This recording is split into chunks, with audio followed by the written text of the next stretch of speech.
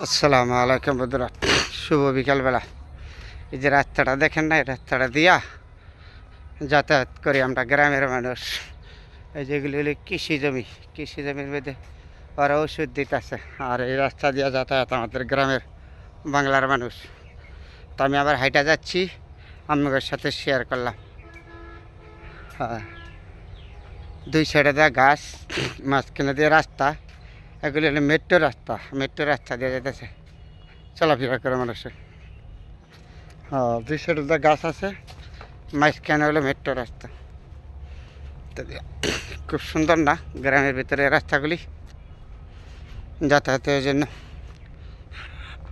গাছ যেখানে আছে এখানে আপনার অক্সিজেন আছে, আপনার শরীর ভালো থাকবে গাছের নিচেতে গেলে, গাছের তলা থাকতে। হ্যাঁ, গাছের নিচেতে গেলে এই জন্য তো গ্রামের মানুষ সুখী। আপনার রৌদ্রে বা মেঘে বৃষ্টিতে কাজ করে ঘুরে, তাদের রোগের সংখ্যা কম, কারণ তারা গাছতলা থাকে। তারপরে ফরমালিমুক্ত সবজি খায় নিজেরা তৈরি করা, আর জন্য তাদের স্বাস্থ্য সবসময় ভালো থাকে। সুন্দর না? এটার নামই আসল গ্রাম। এটা আমার নিজের গ্রামের ভিতরে হাইটা আপনাদের সাথে শেয়ার করতেছি। হ্যাঁ, এই যে রাস্তাটা দেখেন কিরকম, এটার নামে হলো আসল গ্রাম। এই গ্রামের ভিতরে হাইটা মানুষ চলে যায়। এই যে সবুজ শ্যামল যেদিকে তাকাবেন এইদিকেই সুন্দর, তার নামে রাখছে আসল গ্রাম বাংলা।